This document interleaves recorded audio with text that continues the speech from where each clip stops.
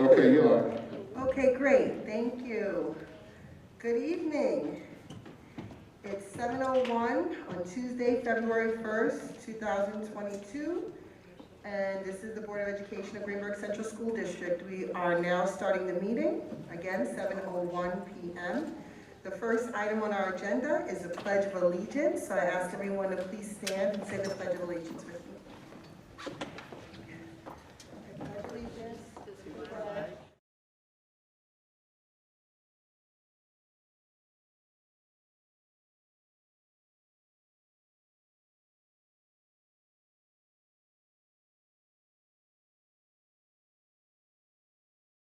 On our agenda, we have committee reports. I know there were at least 2 committees that met since we had our last board meeting.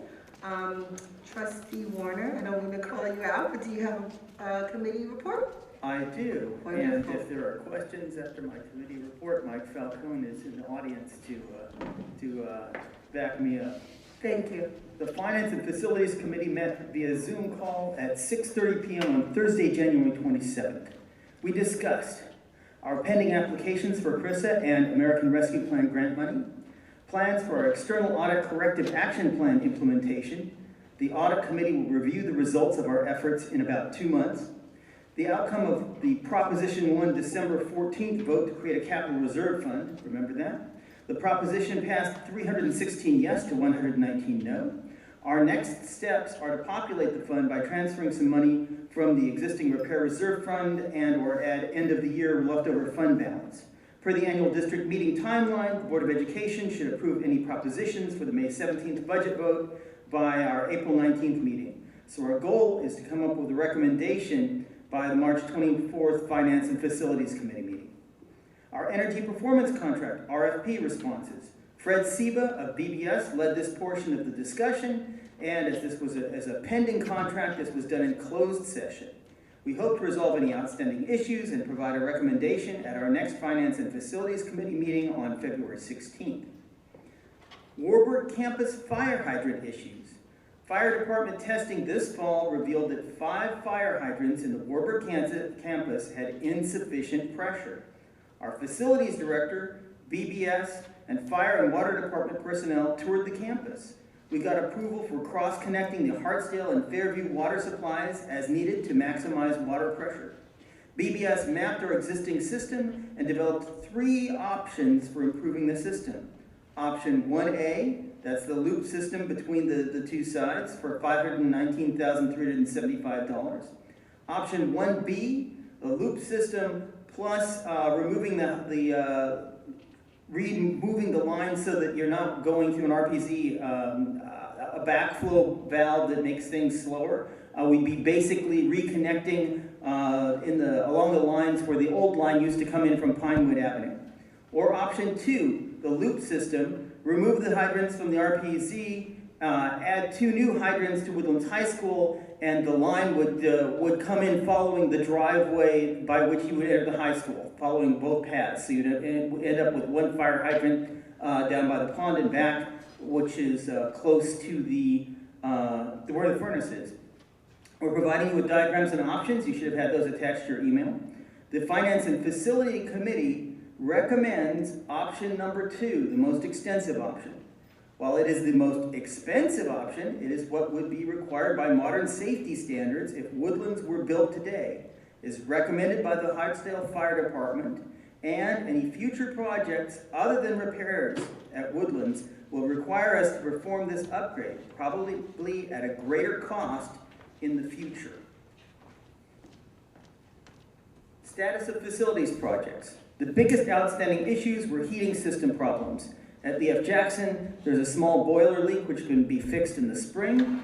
However, one of the 2 large heating coils also froze and failed. We increased the output of the remaining coil to keep the students warm, and a new coil is on order. Here at Woodlands, 2 coils in the ceiling of the TV studio froze and flooded the control area. Steve Lewis is dealing with the insurance company and equipment replacement. The new coils have been delivered, and floors and ceiling tiles are being replaced. The project status spreadsheet. Lisa Raymond is now able to monitor our progress in upgrades and repairs versus the building conditions survey estimates. on an ongoing basis. So thank you, Lisa. The mansion, we're on track to finance the roof replacement. The funding we were hoping for to restart our ECP 3-year-old program from the Build Back Better bill will not be available. Pieces of Build Back Better may be passed this year, but we don't know whether ECP funding will be part of that. Meanwhile, at the state level, several local school districts received additional ECP funding, but we were not among them. Our Vice President, Dr. Dragic, will be meeting with Senator Cousins this week. She may have already done it, and may find out more about this issue. Project phases. Phase 1, construction project is primarily about ventilation fixes and the high-view roof. It has gone to NYSED for approval, and we expect to get the approval back, and construction should start this summer. The administration is working on a Phase 2 proposal, but they're going to put that out after our energy performance contract is finalized. Meanwhile, the first draft of the 2022-23 budget is coming soon, so we need to pay attention to that. The meeting adjourned at 8:52 p.m. The next meeting of the Finance and Facilities Committee is Wednesday, February 16th at 6:30 p.m. via Zoom. Thank you. Thank you so much, Trustee Warner. Trustees, are there any questions? There's no question? Yes, Trustee Washington. I have a couple of questions, but can you go over the recommendation again? What the committee recommends? You said number 2 might be more expensive, but so can you just go over that again? Sure, number 2 might be more expensive, but... No, can you read it again? Oh, yes. Yes, You want me to thank you. read the exact text? Yes, Sure, yes. I can do that. Okay. While it is the most expensive option, it is what would be required by modern safety standards if Woodlands were built today.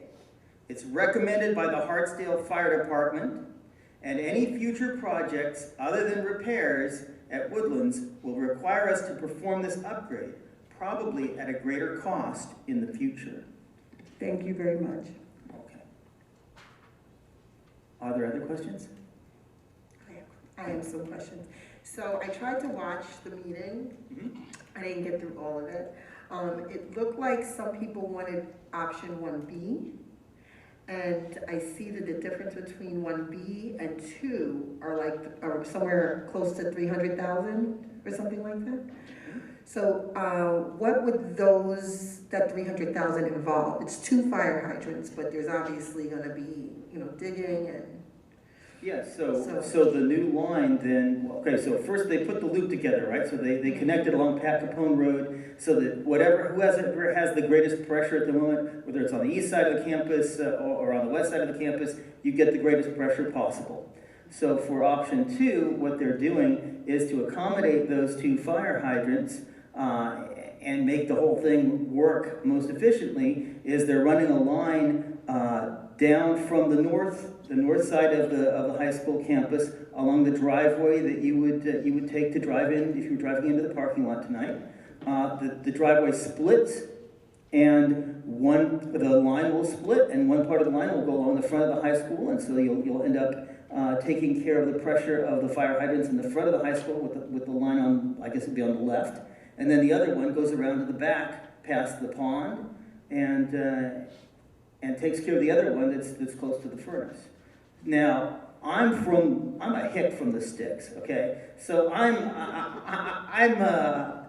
where I'm from, you'd look and say, there's a pond sitting there. Why don't you just throw a hose in the pond and pump the water out and use it to put the fire out in the building, okay? That's where I'm from. That's not the standard for Westchester County, okay? So I did say that I was interested in doing the cheaper option, but I understand that we want to do things in the way that is required in this locale by the standards of modern fire departments.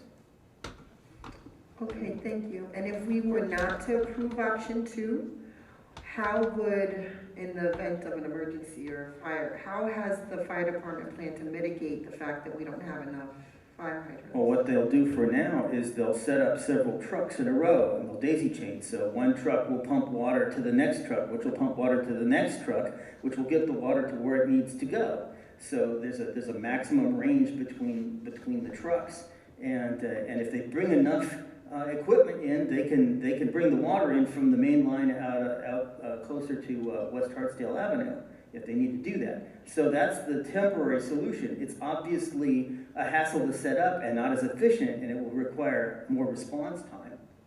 So that's not what you want to do in the long run. And last question.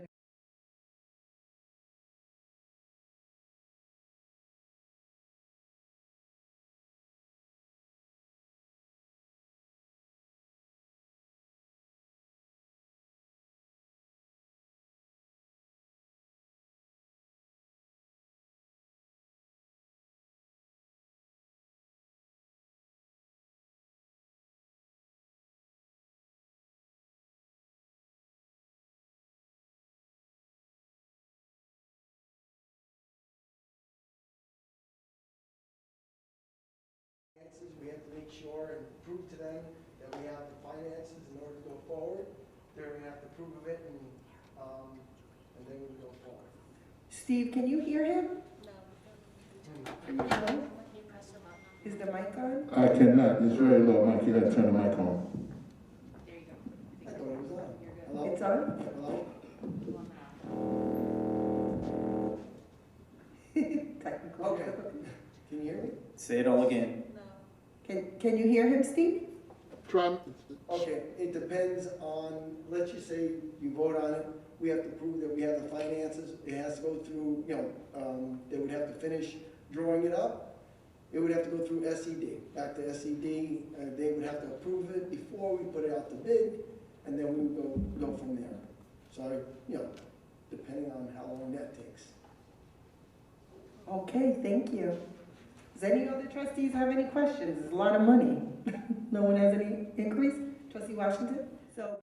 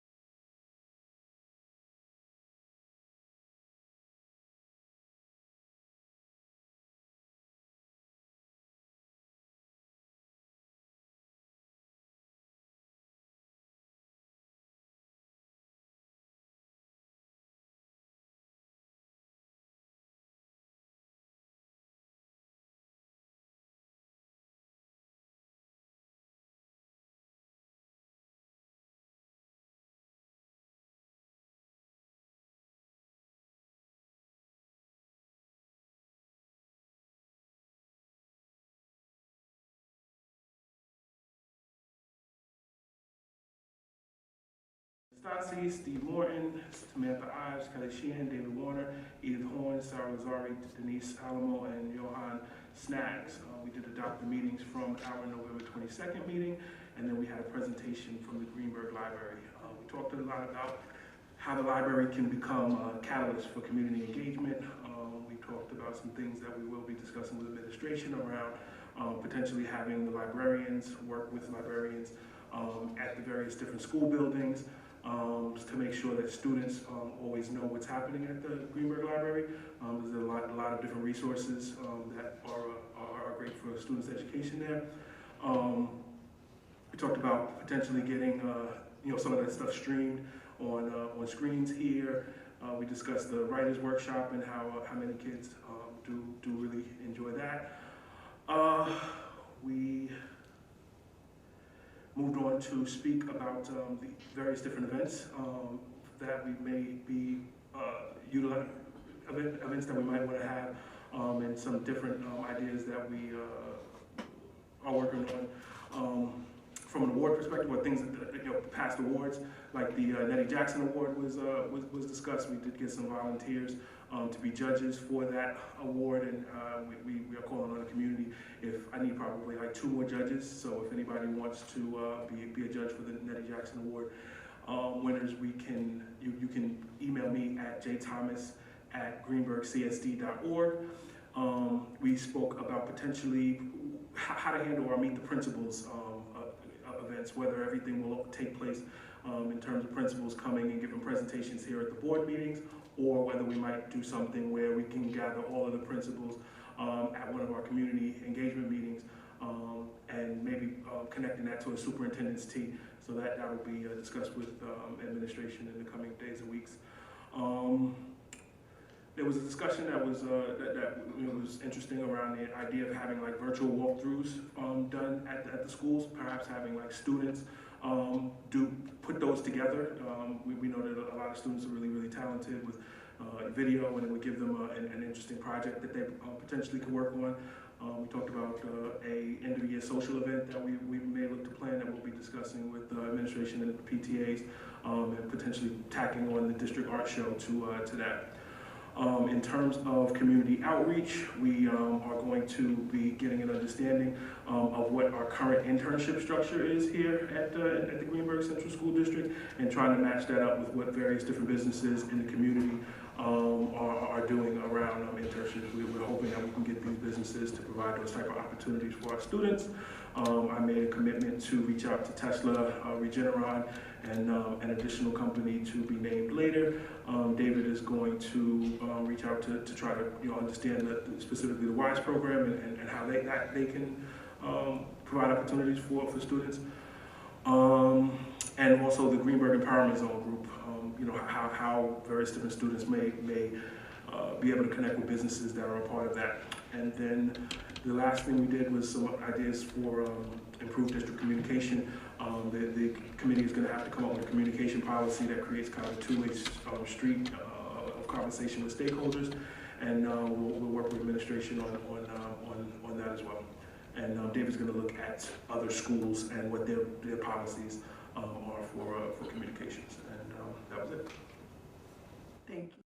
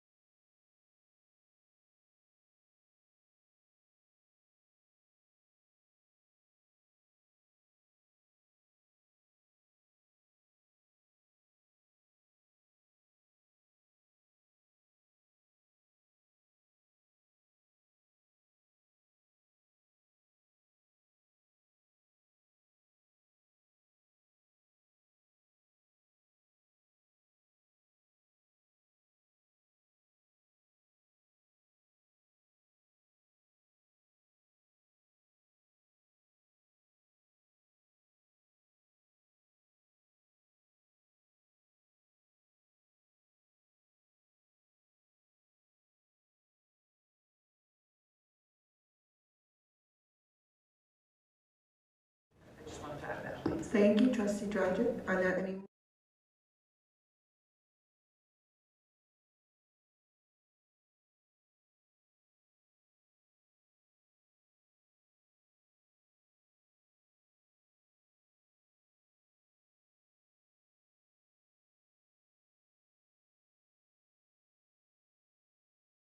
Yet I have an email in my drafts folder currently, a little bit, I need to add a couple things to it, and that will go out to Dr. Iverson and Dr. Macalusco tomorrow.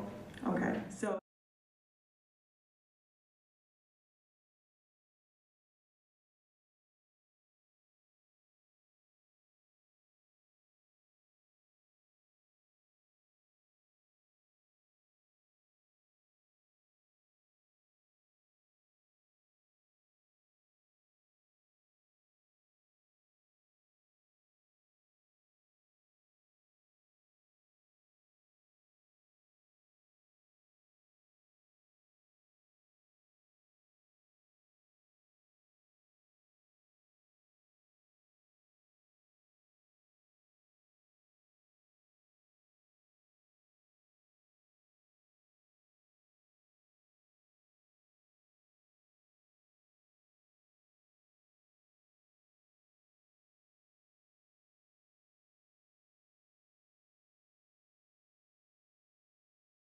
that the committee members couldn't do it anymore, so then I couldn't do it. But now that I'm not on that committee, I would love to volunteer to be the board member representative, Perfect, thank you. unless someone else really wants to do it.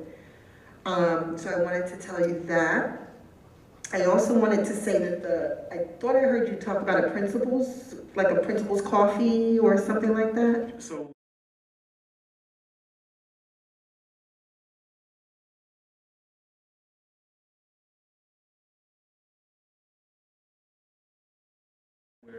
where it can be meet the principals as well as the superintendent T hosted together.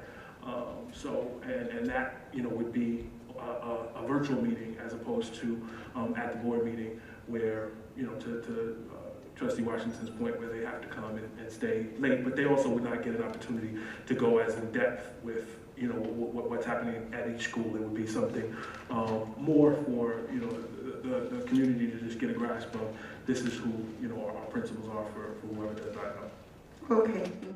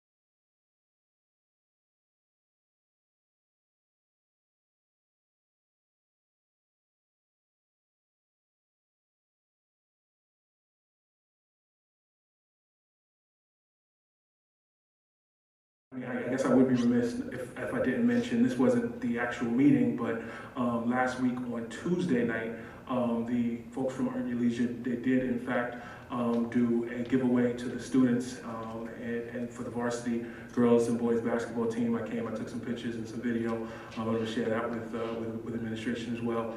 Kids really appreciated it. And I know that they're looking up to those guys, and you know, I just want to say thank you to them, because that's the epitome of community engagement, when people who went to school here come back to share and give back to students. So that was awesome.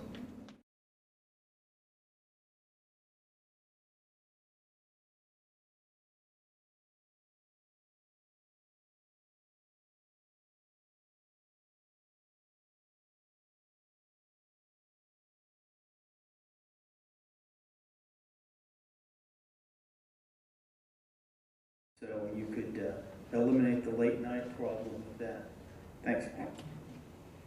Can I add, though, as a parent, I try to attend my principal coffees that we have in the individual buildings, and they're usually during the day, which do make it difficult. I have the type of job where I'm in an office, so I'm able to do that, but a lot of parents are not. So maybe an evening might be helpful, maybe not. You know, I just want to put that out there as well. Okay, any other comments, questions? Yes, Trustee Valen? Just an announcement that next week on Monday, February 7th at 6 p.m. is the next meeting of the Audit Committee. We will be reviewing the internal audit results. Trustee Warder referred to the external audit report results earlier, which we will be following up on in late March or April. Also, next Thursday, February 10th at 6 p.m. is the next Governance and Policy Committee meeting. Thank you. Thank you, Trustee Valen. Any more announcements for upcoming meetings? Yeah. Yes. Okay, so I'm just going to take the opportunity to say again that the Education and Wellness Committee is meeting this Thursday at 6 p.m. And it'll be a bit of a tight meeting because it will be followed by the meeting with Mr. McCormick. but we're gonna do it. So, please come. Okay, great, thank you. And that brings me to my topic about Mr. McCormick's meeting. Actually, I'm gonna hold that, I'm sorry, for the strategic plan discussion. But Mr. McCormick's meeting is at 7:30, and your meeting is at 6, so you're gonna keep it within the hour and a half? This is making. I'm sorry, did Mr. McCormick change the time, or is it 7 p.m.? I don't know, I have to look. It's at, okay, our district clerk says it's at 7. So he's at 7. Thank you. Also, we did not change the time, because I thought we were gonna push him to 7:30, so. Well, it's 2 days before, so probably not. But we can, we can ask him, do you need it, you would like? No, I think, Chris, can you talk fast? And do 6 to, we can do a 1 hour meeting. I think we can stick to one topic and just make it very tight. There's 2 Chris's over there, that's I'm right. sorry. Dr. Macaluso. Sorry. There are Dr. Macaluso? Dr. Macaluso, yeah. So, okay, you threw them off for a Chris second. Macaluso, I think, is gonna have to be extremely efficient Okay, and keep it to an hour then, yeah. challenge accepted? Okay. All right, so we're gonna go ahead and move on. Next item on our agenda is Board President's Report. And let me just grab my notes. So I was going to talk about the Earn Your Leisure donation that came to our students, but Trustee Thomas beat me to it. Last week, Tuesday, we had a very large and nice donation that was approved by the board ahead of time for all of our varsity men and women's, or girls and boys team, to receive sneakers from a very local business called Earn Your Leisure. And they're local in that they're the people who owned and started the business are local graduates, but they're actually an internationally recognized company. And they also have sponsored vending machines in our high school with money that goes back to our senior class. So I'm bringing this up because we have quite a bit of graduates that still reside either in Hartsdale, Fairview proper, and they live here, pay taxes here, they go here, so they're around here. So I would love for graduates to invest in the school in which you went to and or living in the surrounding areas. So we're here, we need your help. We would love for you to volunteer and or help students out. There's a wonderful WISE program that we have in the high school where we need mentors all the time in professional careers that can help our students that have goals for themselves and that would like to learn more about different areas. So graduates, don't forget about your high school. We're still here.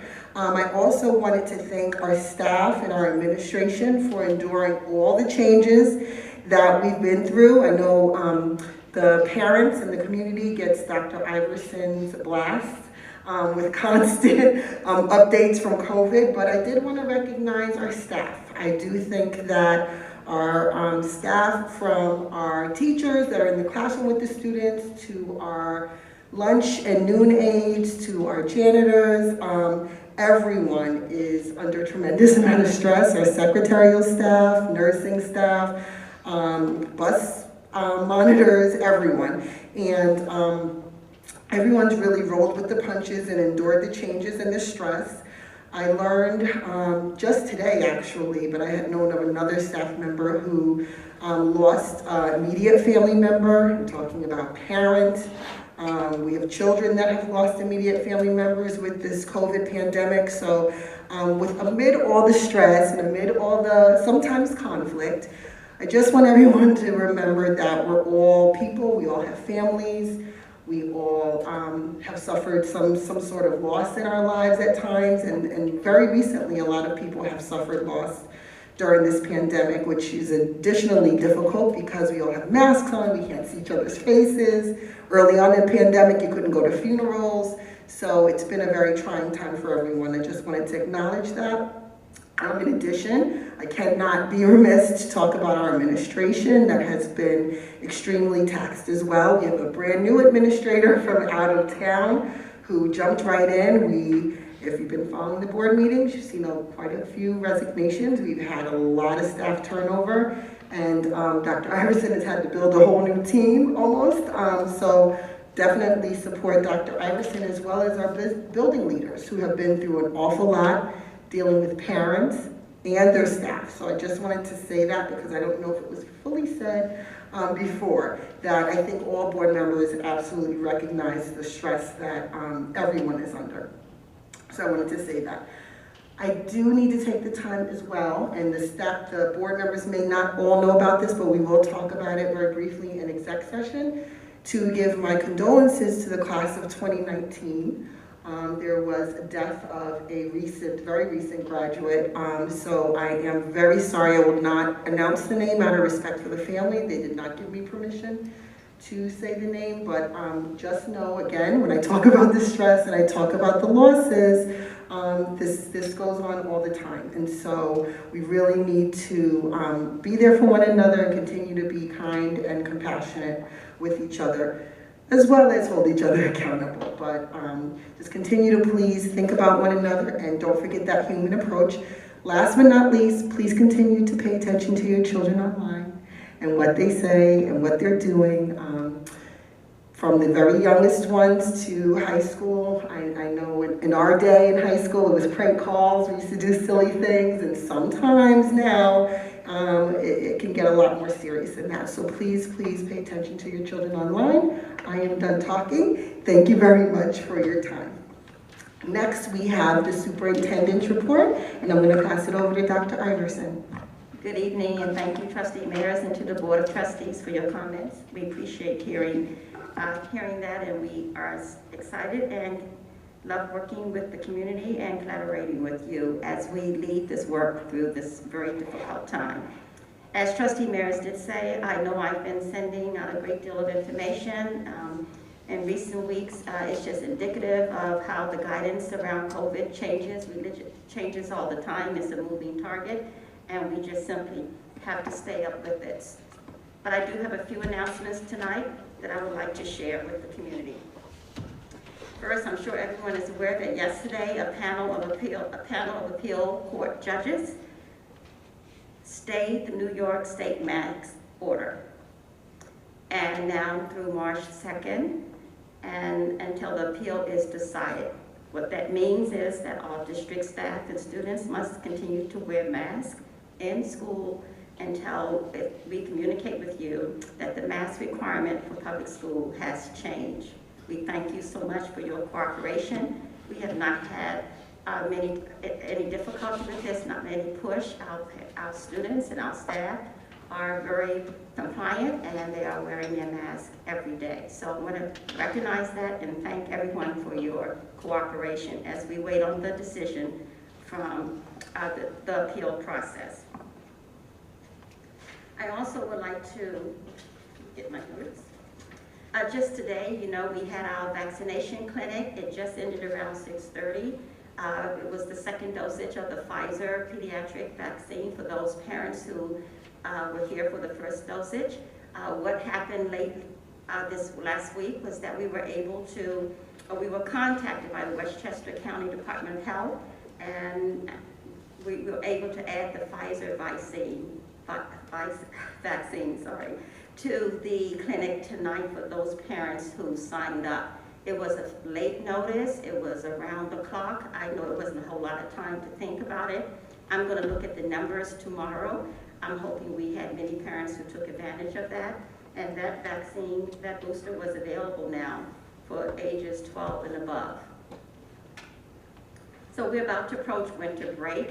We're entering the month of February. Winter break is the week of February 21st through the 25th.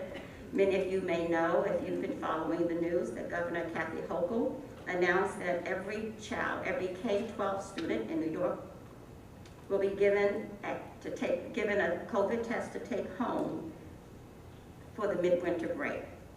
We have not received these tests. They will be coming through the BOCES. BOCES will then contact the individual districts. We will send someone to pick them up, and we will work on a plan to get them out.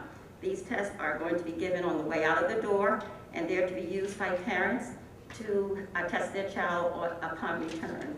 And the whole purpose for this is to try to stay ahead of the spread or the potential spread from another holiday, another break that we've experienced during Thanksgiving and during the holidays, Christmas holidays.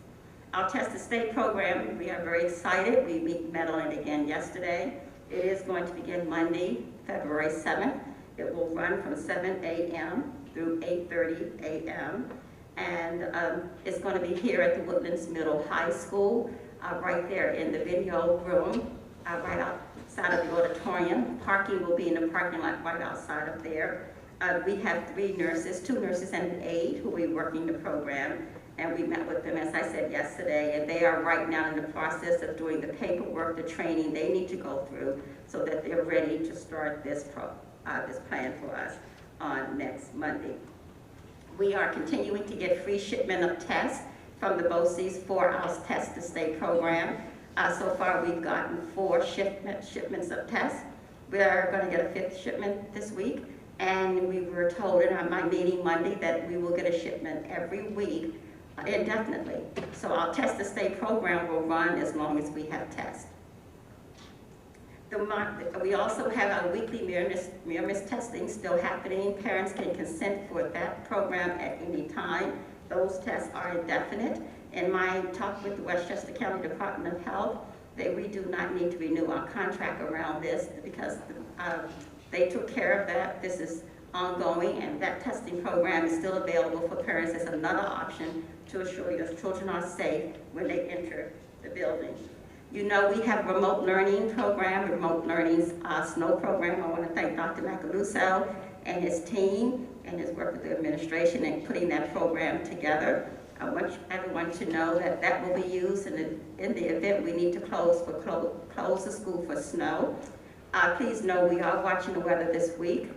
We are threatening some snow possibly Friday. As much as possible, you'll be notified ahead of time that this program is going to be in place so that if we have to close school, we will immediately transition to remote learning. That day counts as a full instructional day. I think we shared the plan with parents. We've shared the plan with all our staff and faculty. And so we built in responsibilities and expectations for all involved. It does count as a full day of school. It's not a free day. I want to talk a little bit about our strategic plan. Right now, as you know, as we shared, the Board of Education has initiated the development of a strategic plan for our district. And this is a very important step in this process for us to be able to obtain the input from the community, as I'm working along with Ed McCormick, our consultant who is leading this work. And so we have already begun, and he has with some of his small focus groups, and he has a community meeting we know planned this week. It is posted on our website. Everyone can register. I want to encourage you to be a part of that. What Mr. McCormick will do is take the work from my entry plan that worked on looking at the current state of the district and now lead us through the desired state, where we want to go. And that becomes very important as we tonight start talking about our budget. We've met with Lisa Raymond, Dr. Macaluso and I, and looking at the vision for next year. It is all connected to our resources, and we want to make sure that it's aligned with our strategic plan we're in the process of developing. And I also want to remind you that we finished our survey for the school and lunch program. Lisa Raymond and I are looking at that data. We will start analyzing it to see what were some of the concerns. We want to assure that our families, when you send your children to school, they get a healthy meal, a nutritious meal, and an appealing, attractive meal. That's important as well. And so we are putting a lot of expectations on Aramark. We are pushing the envelope around what we expect, and they are listening. So we hope that the survey will begin that discussion. We hope to get that data back to you and share with you our next steps. I think I've covered all my points. Thank you, President, Mayors. Thank you. Next, we have the Assistant Superintendent for Curriculum and Instruction, Dr. Christopher Macaluso. Good evening, Greenberg community and Board of Education. I want to start off my updates today by first showcasing our International Baccalaureate program, which is this framework that vertically aligns our grade levels, pre-K through 12. First and foremost, we will be featuring a story in our upcoming newsletter regarding our IB efforts in our schools and our continuing plans for International Baccalaureate. Coming this fall, we are preparing for a site visit for the diploma program that will happen in fall 2022. We just recently, in January, had another information session for our parents and our students of rising juniors. And please note that there is also another session this Thursday, the 3rd, for our rising seniors for the IB program.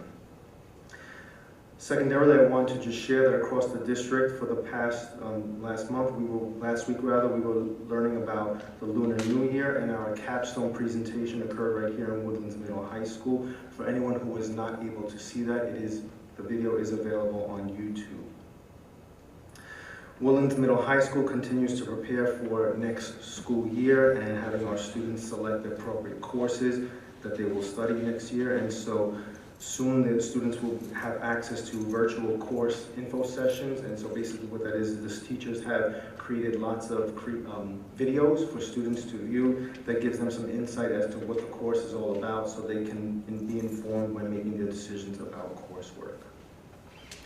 From the PPS department, I'd like to just share with the families that we have now finalized our annual review schedule. So for parents of students who have IEPs, please be on the lookout for notifications on when your annual review will be scheduled.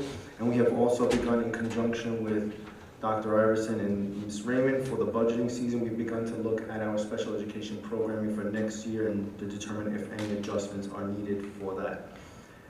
As an add-on to what Dr.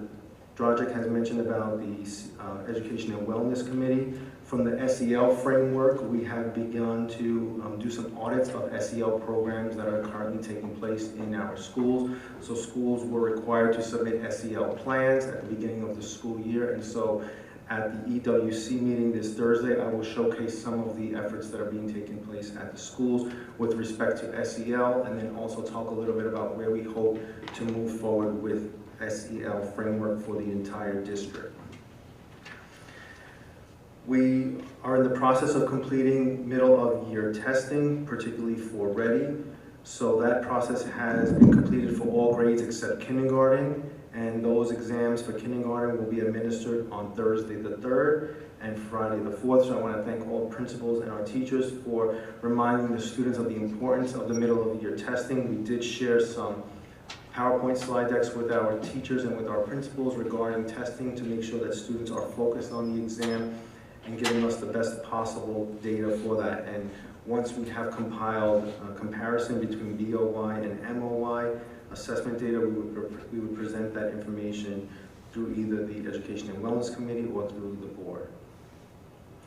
I also want to share that with respect to devices, so we did receive about approximately 100 new devices, and so those devices have been imaged and distributed to students who were eligible to receive one. So the way that it works is, if you are new to Greenberg this year, you may have received an older piece of equipment at the beginning of the school year just due to some shipment delays. And so what we've done now is we've imaged those new devices, sent them out to students, and we've collected back the older models.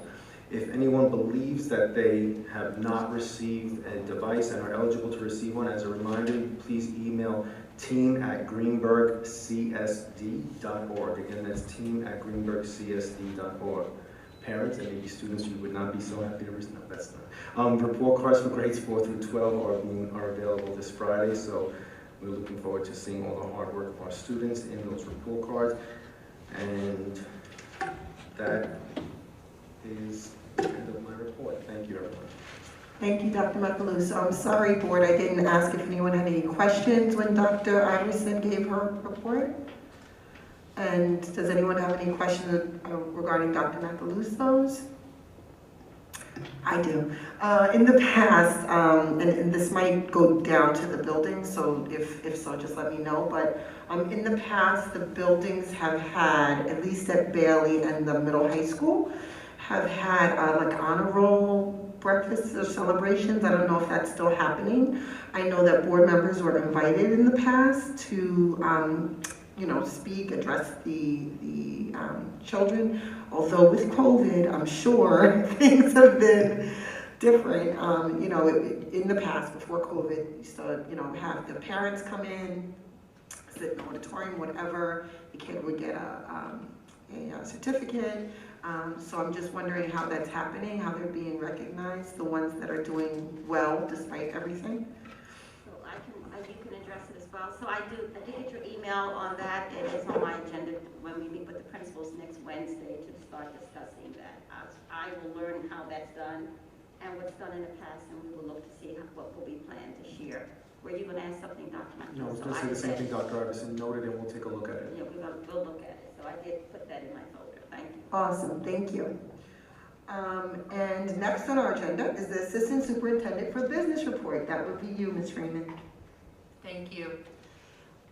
As far as the treasurer's report is concerned, we began the month of December with $42,456,265 and deposited $1,199,067 and dispersed or transferred $7,255,642 to end the month with $36,399,690. As far as transportation is concerned, we're still short 17 drivers, but Frank Gunn has been able to make the runs work. We have started to receive requests for transportation for next year to private schools, and to date, as of today, we have had 62 requests.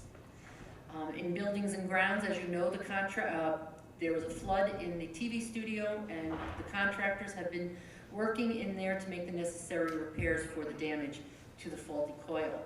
We've also been able to maintain adequate temperatures with our faulty boiler system at LF Jackson as we wait for the new coils to arrive for replacement. As Dr. Iverson said, our food survey closed last week. We received 198 parent or guardian responses and 60 student responses, and we are gathering the information together so that we can come back and report that to you soon. The district-wide safety plan is on our website for public review. Any questions can be emailed to me, or anyone can call me if they have any questions. The public hearing will be at the next board meeting on February 15th.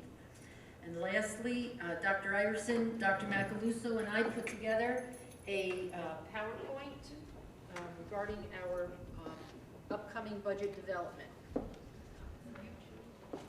Oh, great, thank you.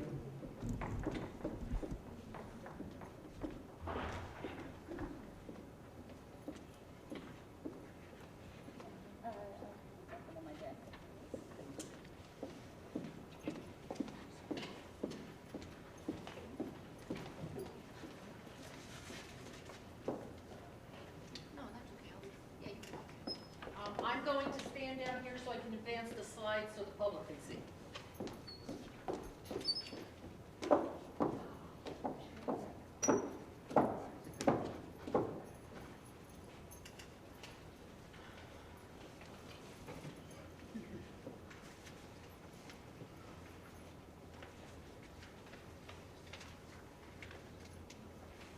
While she's doing that, I just want to note that she said that the district-wide safety plan will be reviewed at a public hearing at the next board meeting, which is the 15th. So item B1 should read Tuesday, February 15th, not Tuesday, February 2nd. Yes, thank you. Thank you.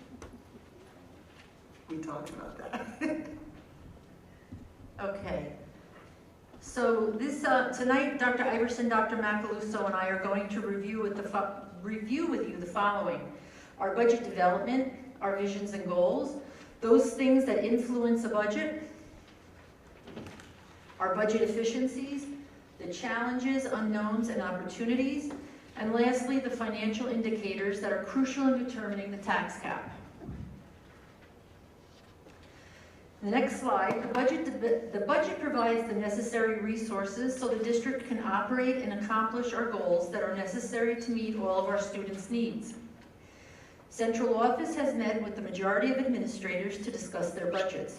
We will be looking at current staffing and any new requests, our contract obligations with our 4 collective bargaining units, our historical spending, review of our projected state aid, sales tax revenues, and the possibility of utilizing our reserves. We will also be looking at our enrollment and its history, and lastly, doing the tax cap calculation.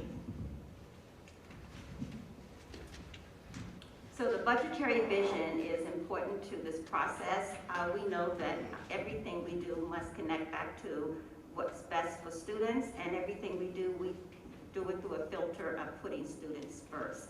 So as we approach this vision for building the budget, we have, as a central office team, using that lens as we begin this process as we continue to rebuild, recover, renew, and reimagine Greenburgh Central School District and making these very crucial decisions. We know that it's important that we allocate all our resources supported by our vision and mission. So we do not see the budget process as an isolated process, but it must connect all the work. And how important and how relevant is it right now as we begin to do the strategic plan work and so align that work with our resources so that we get the most bang for our buck, as well as have input from all of our key stakeholders that I engaged in my entry work, as well as what Mr. McCormick is doing now. So we are going to continue to ensure, too, through this work, that we provide the very best professional development to our very competent staff. We know that we have a lot of discussions around facilities and around needs and instructional needs, but we need to build and ensure that we support our staff. So part of this vision we have as we begin this budget is thinking about how are we going to do that so we attract the very best student teachers and talent to this district. We want this to be the district people want to come and work. And so we have identified our top instructional priorities so far to maximize our dollars so that we can achieve the vision and mission as we begin this process. And I'm going to send it over to Dr. Macaluso as we've begun to think about what are our budgetary goals for the 2022-23 school year. So in developing the budget for 2022-2023, we want to make sure that we continue to focus on strengthening our instructional programs in all content areas with an additional laser focus on vertical alignment of the International Baccalaureate program, as I have been sharing in the past, looking at the math achievement, and again, not that we are not looking at the other areas, but really focusing on the math achievement. And then finally, embedding social and emotional learning, not as a standalone, but as a part of the curriculum that helps students and staff think about tools for addressing feelings and action emotions so that they can bring to us their very best when they're engaging in learning. As Dr. Iverson has mentioned, we want to continue strengthening our leaders and teachers' ability to use data-informed practices and taking a look at how that data gives them some direction with our PLCs in designing instruction.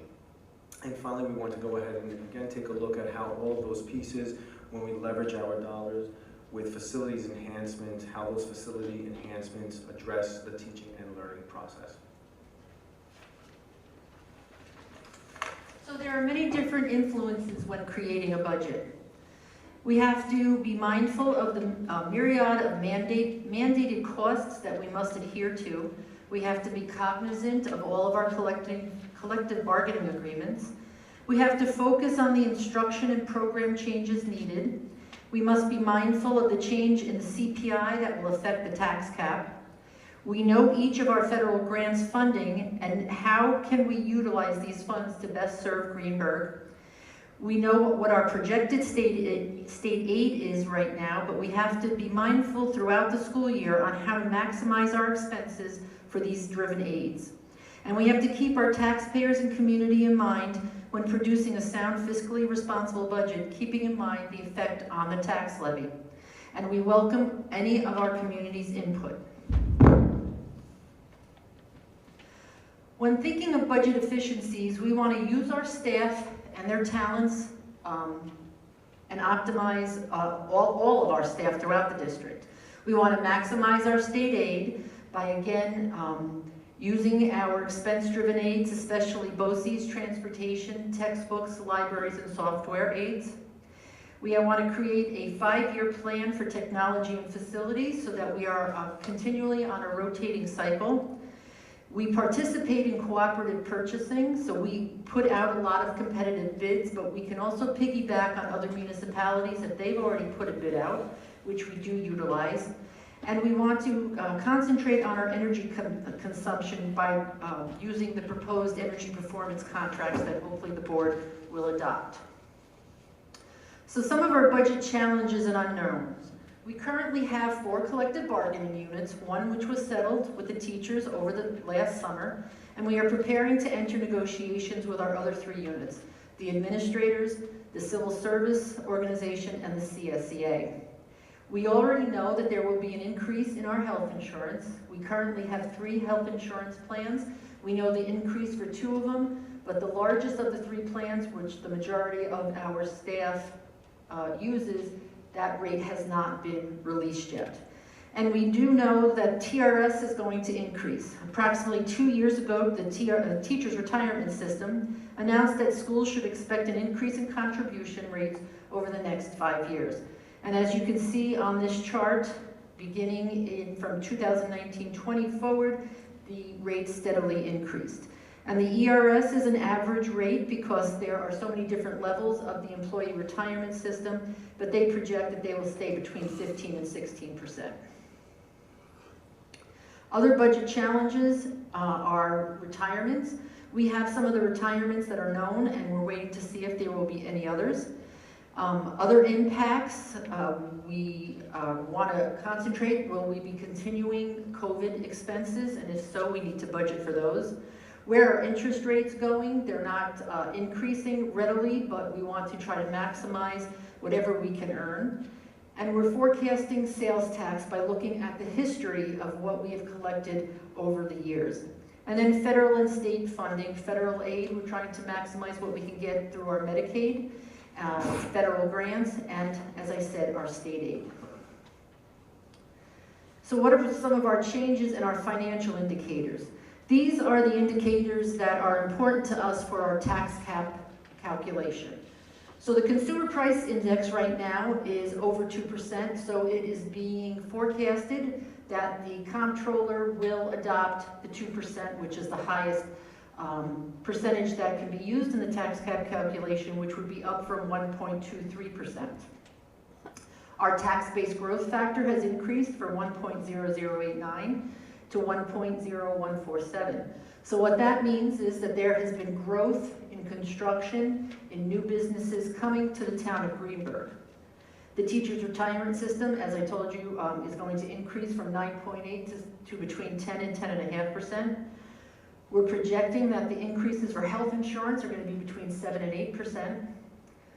We don't see any great change in our interest rates, and we are going to look at the history of our student enrollment, which from what we can see from past information from the State Education Department and our BEDS data, that our enrollment has been declining. So we have to also remember that a 1% increase in the budget equals approximately $730,000, and a 1% increase in our tax levy would be $624,351. And then, are there any questions? Yes, trustees, I see a hand up. Can you tell us when we can, I fully agree with all of these goals and priorities. Wonderful. When do you think we'll have a draft one of the budget that we can look at? Well, right now, Dr. Iverson, Dr. Macaluso, and I are still going over some of the numbers. We have to sit down, and I plan on trying to review the budget with the 2 of them in the 3 components, administrative, capital, and instructional, so it's not overwhelming sitting down and looking at the whole budget in one shot in its entirety. I would expect that we would be doing that over the next couple weeks, and I would aim to get you a draft prior to the March 1st meeting the week before. Okay, thank you. Trustee Washington. So in reference to the goal around instructional programs, I just would like to, I'm wondering why are we not speaking in reference to any type of equity or culturally responsive education? So we are still in the process, we are still working with equal opportunity schools. That's the initiative we're using now. Right now, that will expire in June. We may begin talking about next year because with COVID and just not been able to meet, the process has been slow, but we certainly are cognizant of it. Our consciousness has been raised around that, and we are certainly working to assure that in what we build and what we do will address diversity, equity, and inclusion for all of our students. Because if we put down SEL, we're putting down mathematics, we need to make a commitment to our diverse population, our demographics, to make sure that their education is culturally responsive, sustaining, and they can have that education throughout pre-K through 12. And culturally responsive, sustaining education is rigorous. So if you have International Baccalaureate, we already have a component of culturally responsive sustaining. And if anyone in the community, any staff members, any board members that truly do not understand what that is, they should educate themselves before they have any type of say on culturally responsive education. Because just today, there's a state that would not allow a school to teach about the Holocaust because they passed certain laws. So if we don't make a stand as a Greenberg Central School District, then we can go any which way. We cannot allow our students not to know about everyone's history, everyone's contribution to this school district, to this world, to New York State, everyone. So we have to be very, very aware what's going on around us. So I just really would like some thought around culturally responsive, sustaining education. And like I said, anyone hearing it and don't understand it, please educate yourself on it. Thank you, Trustee Washington, and I saw Trustee Dragic.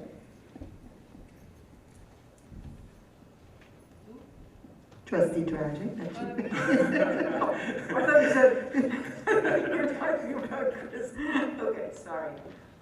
Yeah, so I just, I was just going to make a request in that first draft, if you would make an effort to really highlight any personnel that you wish to add, any professional development programs, etc., so that it's very clear what it is that this administration wants to sort of add on going forward, so that we can have a discussion about that. Trustee Thomas, did you have your hand up? No? Okay. Is there anyone else with any questions or comments or inquiries? So I did have a question. I heard you say, Ms. Raymond, at one point that our student enrollment is declining. I find that a little odd, but you know, I have 3 kids here, and my kids tell me there's new students all the time. We do have new students, but I'm thinking that as new students come in, there are other students that are leaving. If you look at some of the historical data on the SCD website, it does show that our enrollment is declining. Not significantly, but it is going down. Also, I inquired about the bed count, and the bed, I don't remember the date, I think it was during a meeting though. And the bed count was higher than it was last year. But I guess that could change on a day-to-day basis as well. Correct, because the beds data is the enrollment on a specific day in October. So is there any information, I wonder how much obviously COVID plays into that. But I'm wondering, are we losing students to private schools? Is there more special education services from COVID that we are, you know, fielding students out? I can get that information. How many students we have that currently attend Greenberg, how many we have in private schools that we transport. I'm sure Frank can give me those numbers, and I can ask Mr. Giarusso to help me with the special ed Thank you. And then also, I know through our pre-K program is a way in which we bring in a lot of students. I know many families, some of our families of teaching staff or staff members do utilize our pre-K program. And I know that they had a registration not too long ago. I'm assuming they're still doing admissions now or applications coming in. So if anyone's watching, please contact our early childhood program to register your 3 or 4-year-olds for next year. If you would like that pre-K education early on. Is there any more questions regarding the budget process? The only other thing I did want to say is when you talked about influencers, I saw that it said here, input from community.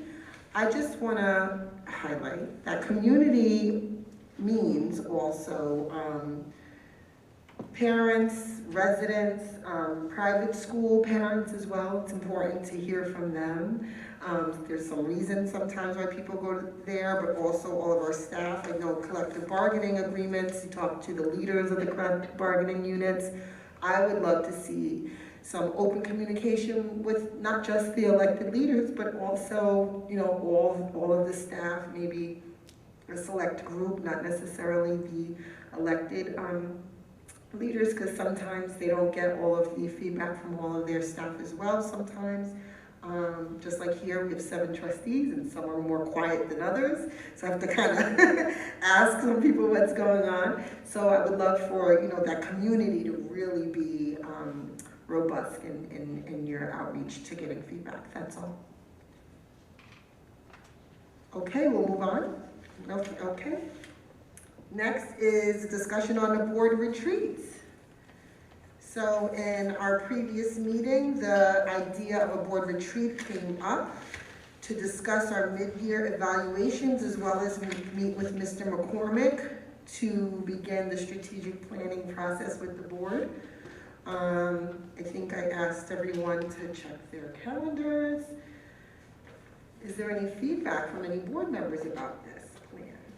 February is a very short month. I don't know if we want to do it in February. Can I just say something about February? There is no way we can do this in February. So I think we should be looking at March or April. Okay, does everyone have their calendars for March and April and availability? Also, I have a question. Are we talking about a weekend again or a weeknight? And how long is this retreat supposed to be? So let's talk. How does everyone feel? I would prefer a weekend, I think. It looks like for me, in my head, this would be maybe like a 5-6 hour retreat. We would need some time with Mr. McCormick. We would need some time with one another to discuss mid-year evaluations of the board functioning, superintendent functioning, mid-year. Also, again, with Mr. McCormick to go over his data, to start our process, but I don't know how everyone else feels. I'm fine with a weekend in March, depending on which weekend, of course, that it is. At this point, one thing that I want to make sure that does happen is we have our long-term strategic plan, and that should carry us forward another increment of 5 years or so. But what's happening is that while we're getting that big, slow process ramped up and trying to do it right, before you know it, the school year will be over. So I think we need to have a set of short-term goals, and I think that a lot of the material for those short-term goals should be derived from the superintendent's 100-day entry plan, because we've been working off of that as the year has progressed.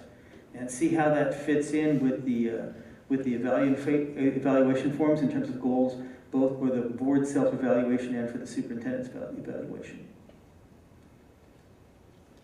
Thank you, David. Trustee Pineda? For March, I can only do the 12th to the 26th if we're talking about a weekend. You can only do the 12th? Or the 26th. Tell me the day of the weeks, please. We're Saturday. doing Those are both Saturdays, okay. 12th to the 26th. Thank you. So just to piggyback off Trustee Pineda, I cannot do the 5th or the 12th, so I am available the 26th. All right. Trustees Dragic and Thomas and Valen, are you guys free March 26th? Yes, that works for me. Works for me. I think so, yeah. I see a bunch of thumbs up, so tentatively, March 26th for our board retreat.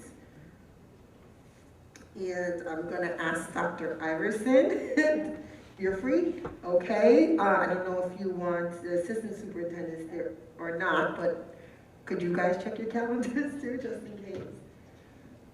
And it looks like our district clerk as well, because we're gonna be having an official meeting. It becomes an open meeting, correct? Because we're doing, yes, that's an open meeting. So Joya, if you want to check your calendar for March 26th.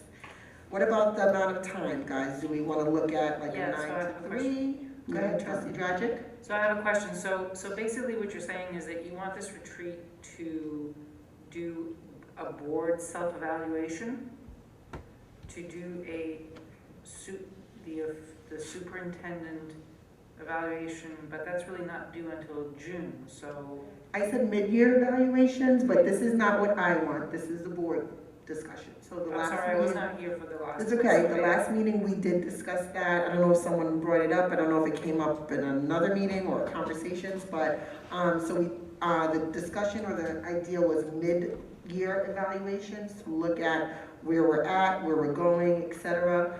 David just mentioned our superintendent goals. We should look at that and create some short-term goals. So that's all a part of the discussion.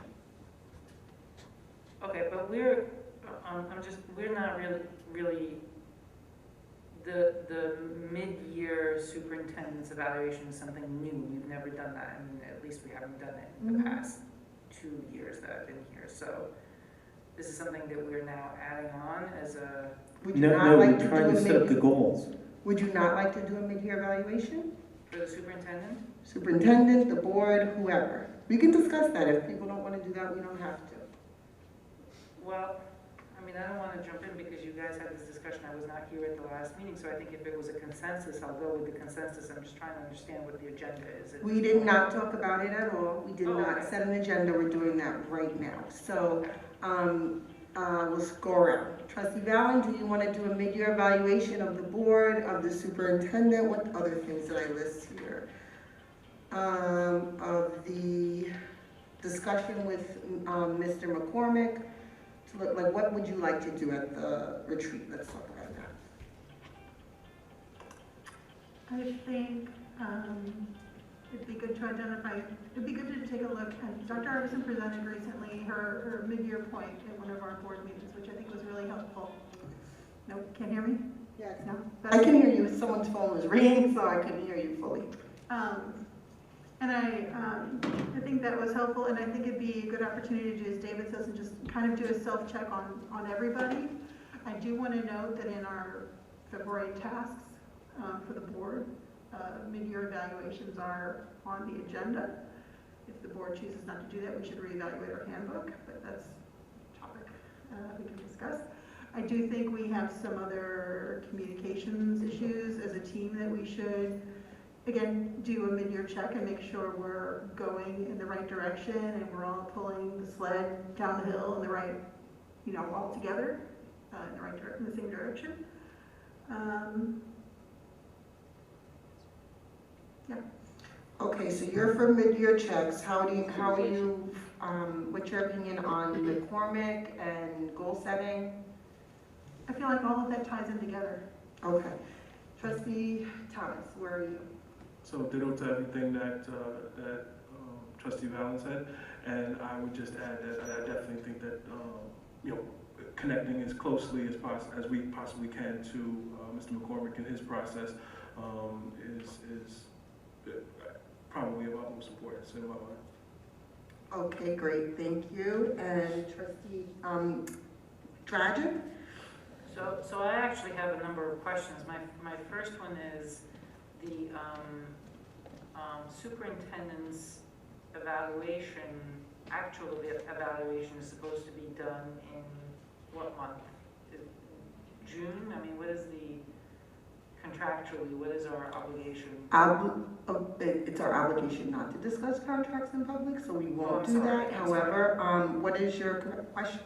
Well, my question is just when do we have to have an official evaluation, and whether it's really worth in the month of March actually doing a quote mid-year if we then have to do another one several months down the road. Carol, can you review contracts and then let us know at some point in executive session, let trustees know when evaluation of our superintendent is due, please?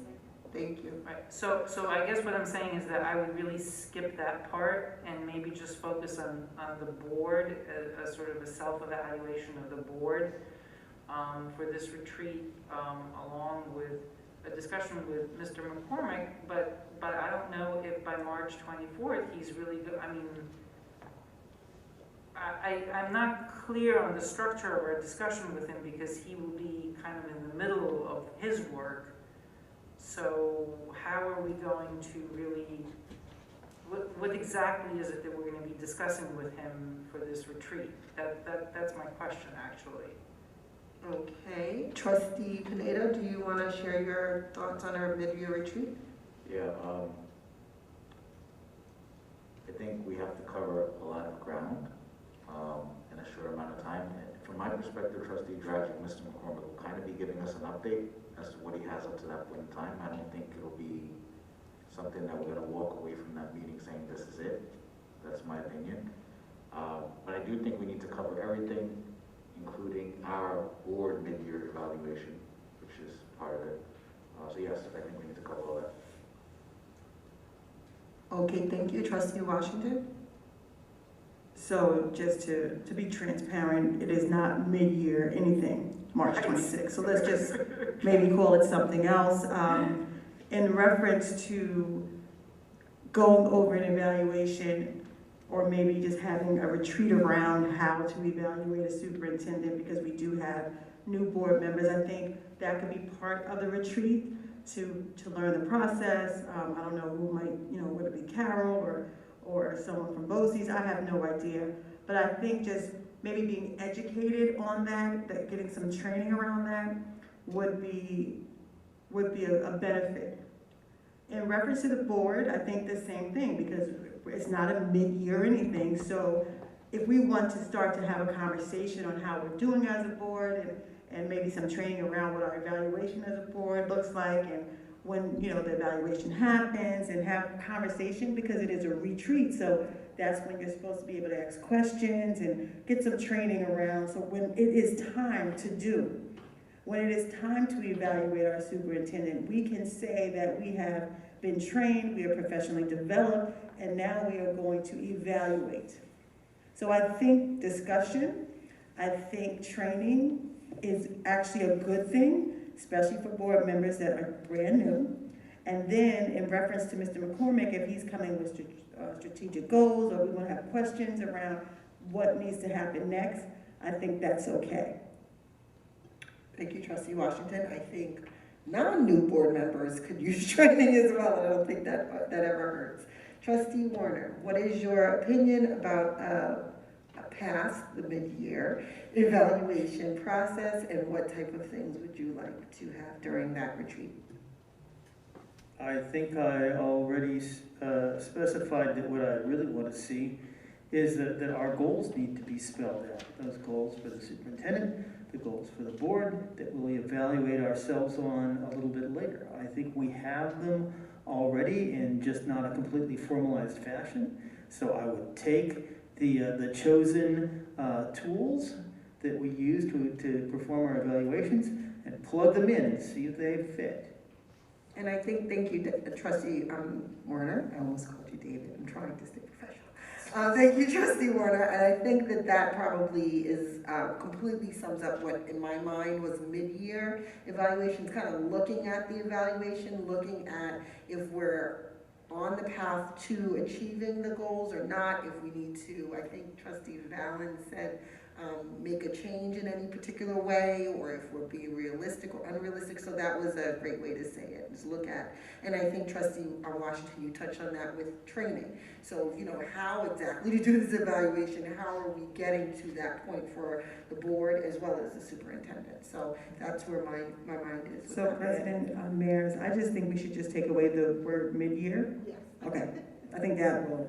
And the other thing to be aware of is that in these evaluation tools, there are things having to do with the goals. And then there are characteristics that are basically common to almost any Board of Education and any superintendent in the state, and that's why they're based on the standardized tools. And the idea is to gather evidence to determine, you know, not just how well you're doing on the goals, but how well you're doing on all these other things.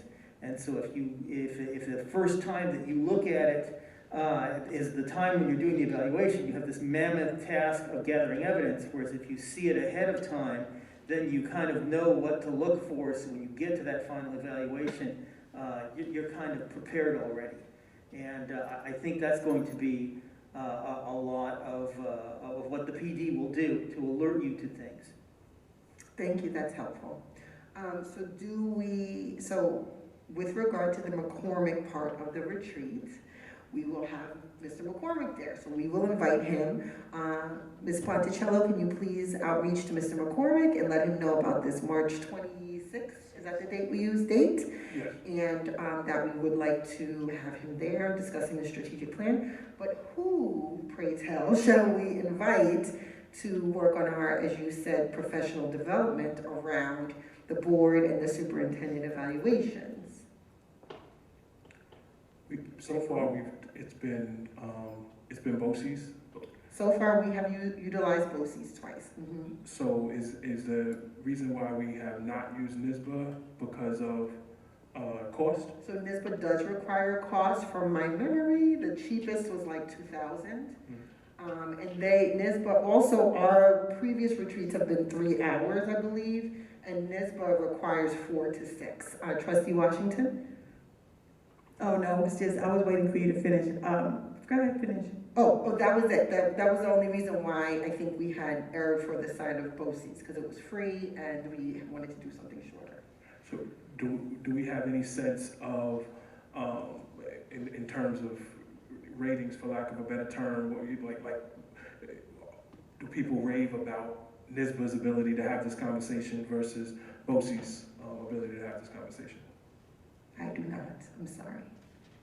Okay. Trustee Washington. And I was going to say, in reference to this training, I think if we go with NSBA, like if we invest our funds in a place and get this training, I think, you know, sometimes it's nice to have free, but free isn't always better. So just the investment in our professional development, so I think it's something that we should take seriously. So if we can have our clerk maybe look into some of the trainings so that we can have information for the next board meeting, and then we can make a more sound decision on where we want to go. Okay, here's that suggestion. I wrote it down. And Trustee Valor?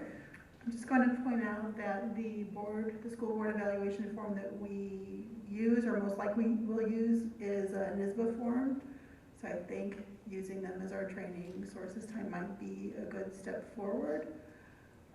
If I haven't shared that form out, I will after next week's Governance and Policy Committee meeting. I'd also like to take this opportunity to point out that everyone has on their desk the meeting evaluation tool, which data, please, if you could fill it out and hand it to Ms. Ponticello before you leave today, that would be great, because I think as that data gets compiled, that will go into our own self-evaluation. Thank you.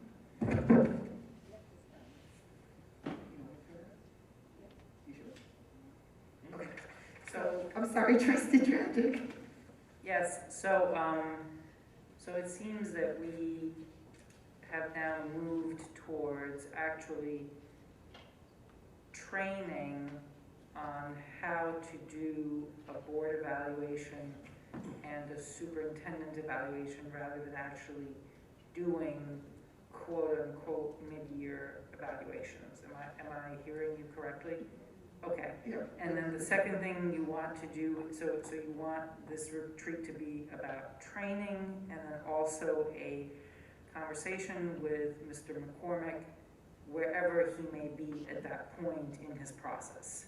So it would be a part open, part closed training, Okay, retreat. and then, okay, so I heard, okay, and then my third question is, David said that he wanted to discuss board goals, and does that have to do with Mr. McCormick, or is that a third and separate topic?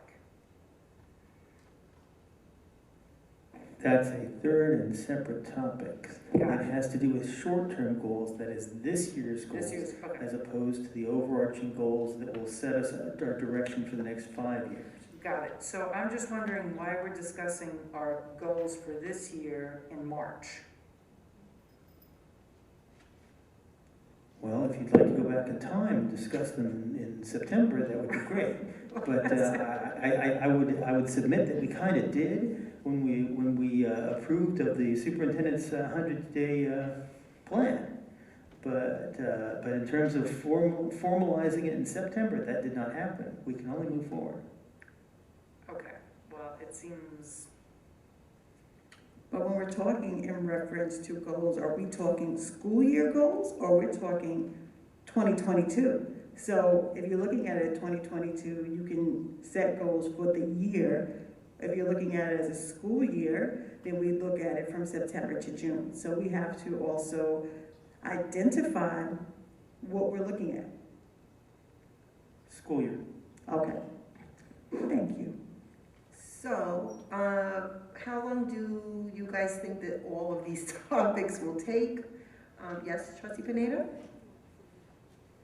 So one thing that I just want to go back to, Trustee Dragic, everything you covered is accurate in my mind, but in my opinion, it's been my experience that the best way for me to learn how to do something is to actually do it.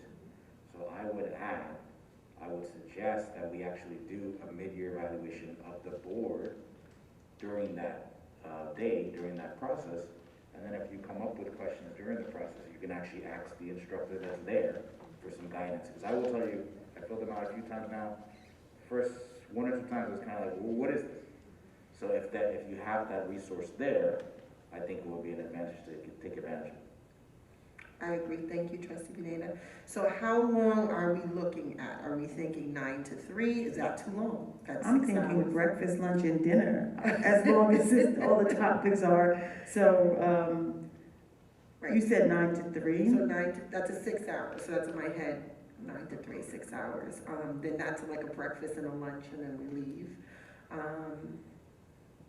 I don't know about 9 to 3. I'm thinking more 9 to 2. 9 to 2, okay, 5 hour.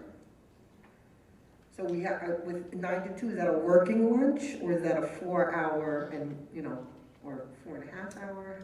And I'm sorry, what's the location? Did we even say we were? That was the next question. so can I just say something? So, I think that it sounds like a lot, and maybe we should just focus on the training and the meeting with Mr. McCormick, because I think kind of the goals the train has left the station in September, and because we're already having the discussion with Mr. McCormick about, I understand that they're long-term goals, I get that. But I think that maybe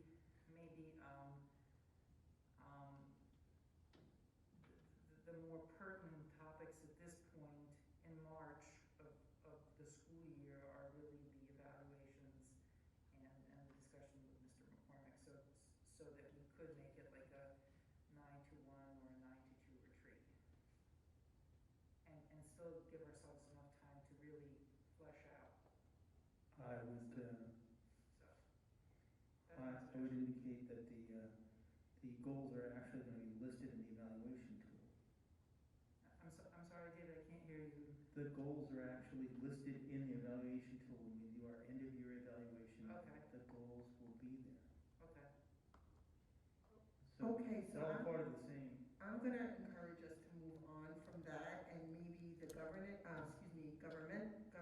and policy committee can kind of shoot around the exact details. I don't know how long the agenda is, Trustee Ballin, I know you're chair. Is it a super long So if maybe we can kind of putz around those minor details and then bring it back to the board for approval.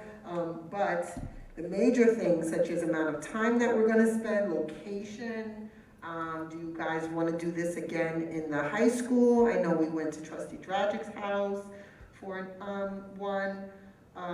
What's your pleasure? 9 to 2 at the high school works. So you like the high school? Okay. I see Trustee Valen nodding. Anyone else? I'm fine with that, yeah. Okay. Okay, that sounds very non-committal, guys, but okay. All right, so the Governance and Policy Committee will come back with some things. Yes, Trustee Valen. I'm just gonna point out that I think you said part of the meeting will be public as well, so we would have to live stream that, and we would need to be here for those logistics, correct? We do not have to live stream it, however, we could have it open.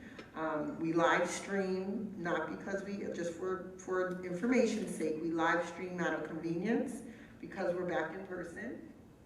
We could go back to not live streaming our, work sessions weren't live streamed, but regular sessions were, regular meetings were on YouTube that people could watch later. There was no live streaming until COVID hit. So we have, continued that practice out of convenience and respect for our community, wanting people to remain involved, but we don't have to, no.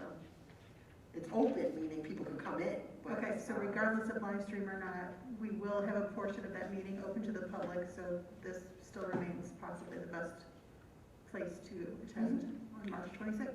In the past, we've had it at Mr. Warner location, or maybe Trustee Washington. No, we had it somewhere in Briarcliff or something in the past, and people came. Edith Macy Center? Edith Macy Center? Yeah, so we've had it in other locations and it's been open and people wanted to come, they would travel there. So just to keep that in mind. Can our clerk look into it? Yes, we can look into it. Trustee Pineda? I'm just gonna add as a point of reference, anytime we're outside of this building, we also have to rent the space. And we just keep adding to the cost. So I would suggest we just stay here at the high school, we just bring in the food and we're done. Okay, so I would ask maybe, and in the past we did this, so our previous clerk might have some information, Ms. Ponticello, but if you could look into other spaces just for information's sake. Obviously, the middle high school is free, but also if we could look into some other spaces and kind of the ranges of costs so that we can present that to the board and then we make some decisions. Can we move on from this topic? Does anyone else have anything they need to say regarding this? Okay. We will close this discussion for now. Thank you. Next is our strategic plan discussion. So the public is aware that we are currently undergoing a new strategic plan for the district. If you look on the district website, thank you, Dr. Iverson, there is now a tab that says strategic planning. It does look good, and I'm hoping that we can get some more content up here soon. Maybe Mr. McCormick can give his phases up here, some information on what he's learned from the committees, etc. As we go through the strategic plan. I'm assuming this page will change a little bit. Also, I have to thank Dr. Iverson for working with the technology committee to get out advertisement for our strategic planning. I'm also going to put out a message from the Board of Education tomorrow reminding people about this community meeting that we have on Thursday, February 3rd at 7 p.m. We have some committees with a outreach list. We have the CEC. You have a group of people you email. Health and Wellness. Ms. Trustee Dragic just stepped away, but we'll review it with her. And Finance and Facilities. If I politely ask, could you blast out maybe my message to your constituents as well? So that people are more aware in case they're not on our school messenger, they're not getting, Facebook. Maybe we can hit them with one of your committees as well. Yes, they can definitely do that. And I just wanted to add the suggestion for that tab. Perhaps he can put like meeting minutes up so that people who are not able to make the meeting can still review kind of some of the things that are on there. And I'm not sure whether he's leaving a way for people to submit suggestions, written suggestions, but perhaps having something like that available there would be good as well. Can I speak to that? So he and I talked today, the community meeting is this week. We are creating a survey about 5 questions. And at the end of the community meeting, everyone who's registered will get a link to 5 questions where they have the opportunity to give him that feedback. So he has thought about that. We just have to put it in place tomorrow, and he'll announce it after the community meeting that you're going to now get a link sent to you. Please go and complete this quick survey to give more feedback. This is for people who are at the meeting, or this is for the broader community? Good question. He asked that we get the link posted by tomorrow. I'm assuming it's going to be what he's going to send out at the end of the community meeting, but I can check on that. Okay, great, thank you, Trustee Dragic. While you were gone, I was asking for committees, yours is one of them, to send out the blast of my message to the community, encouraging people to register and come to the strategic planning meeting for the community on Thursday, February 3rd at 7 p.m. So are you willing to blast that out to your Health and Wellness Committee? Okay, great, thank you. All right, let's move on, unless anyone else has something to say about the strategic plan. Hearing nothing, it's now 8:37 p.m. Are there any statements from the public? Joya. I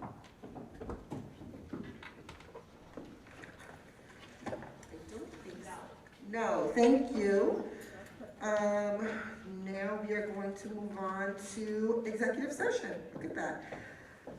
So, public, we are going to go into executive session. We have an estimated 75 minutes to be in executive session. Hopefully we'll be shorter than that. And can I get a motion? I move that we adjourn to executive session to discuss the employment history of particular persons being considered for board action this evening and at the next meeting. Second. It's been properly moved in second. Any discussion? Hearing none. All those in favor? Aye. Any opposed? Any abstention? Motion carried. It's now 8:38 p.m. and we're going into executive session. Thank you.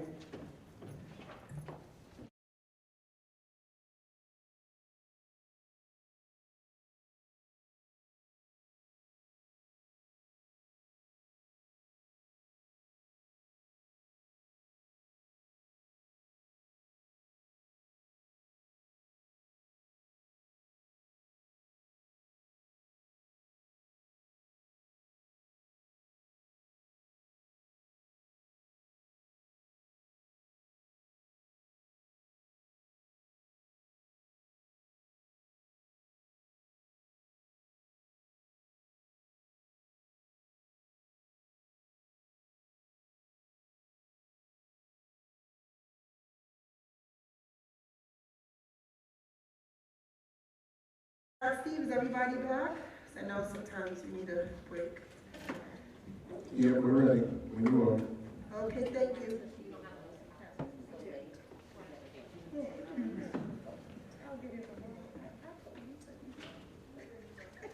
But they're tired. Where do we start? Board action? So sleepy. Page 18 of 18, unless there are comments or questions about the open session items. We don't go to board action? You're confusing me, I'm sorry. Yes, go ahead. Okay. Okay, whenever you're ready, Steve. You're live. Oh, I am, great. Okay, good evening. It's now 11:12 p.m. We have returned to public session and we're going to proceed in the agenda. First item up for agenda is board action items. Can I get a motion to approve the board action items? I move that we approve the board action items presented to the board for approval this evening as amended. Second. It's been properly moved in second. All those in, any discussion? Hearing none, all those in favor? Aye. Any opposed? Any abstentions? Motion carried. Can I get a motion to approve section C. No. No? That's next meeting. I'm sorry, okay, hold on, what page am I going to? I'm sorry, I'm so Page sorry. 18, last page. Thank you. Page 18. Oh,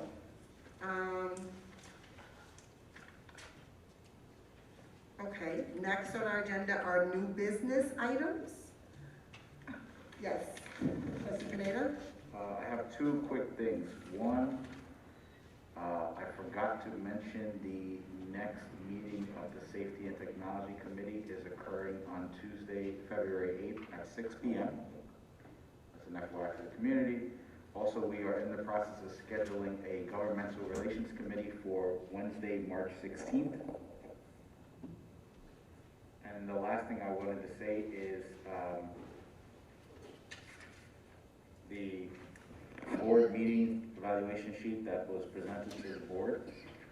Just as an FYI, I took the liberty and created a digital version of this that's PDF fillable, just because I hate writing things over and over repetitively. Our district clerk has it available. I'm not sure, I just figured it's easier for me even on my mobile device to do it, so it's there. If you want a copy, I guess our district clerk can be the repository for that, so just FYI, that is available. We are asking trustees to fill this out tonight.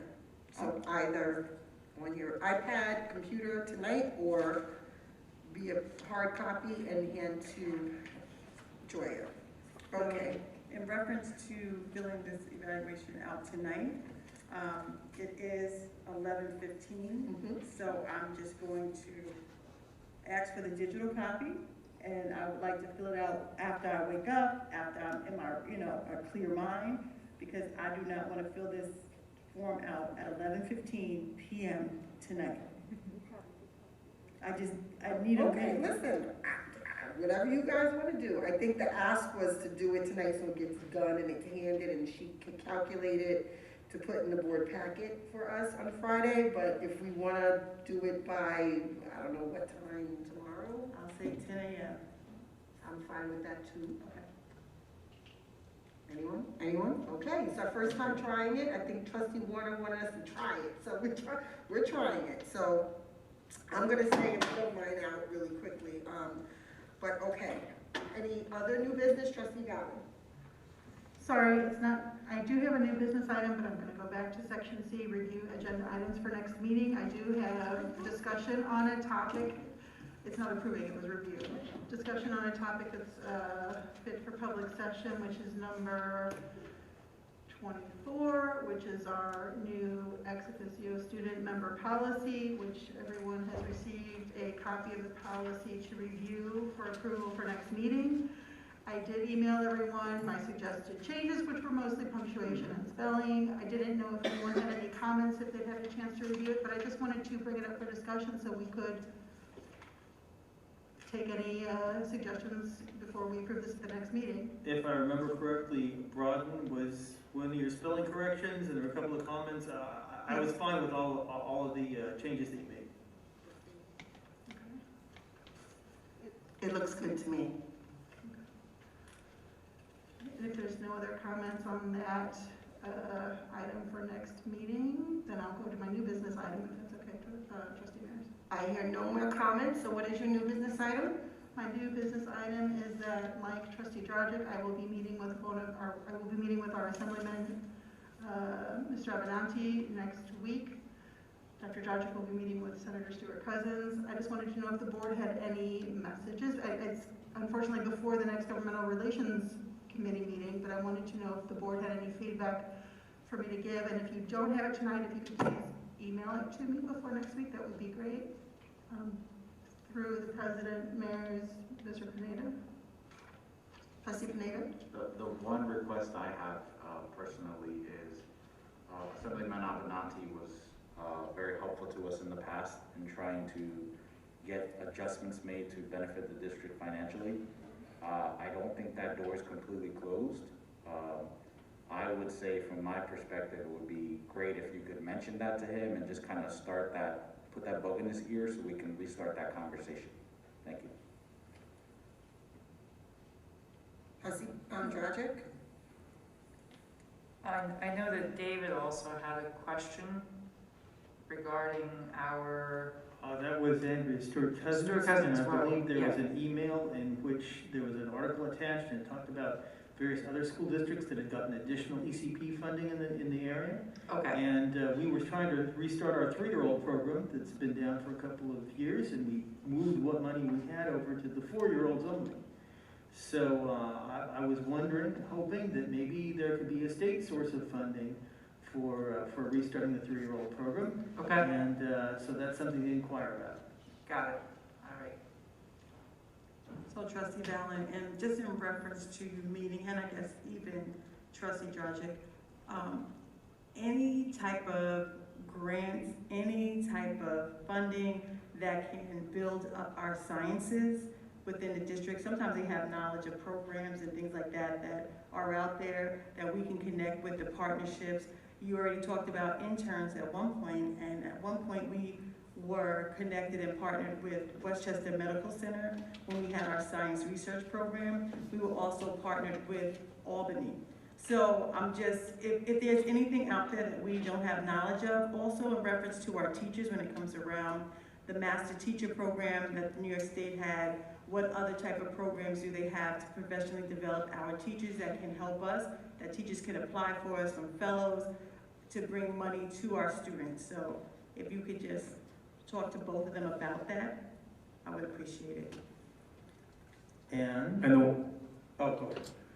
and the one thing I would add is just, you know, being that they are in the political room for both of them, perhaps we can get a better understanding of what, if anything, around civics and helping the district to you know, better engage students in an understanding of civics, if there's anything that they are thinking about in that regard.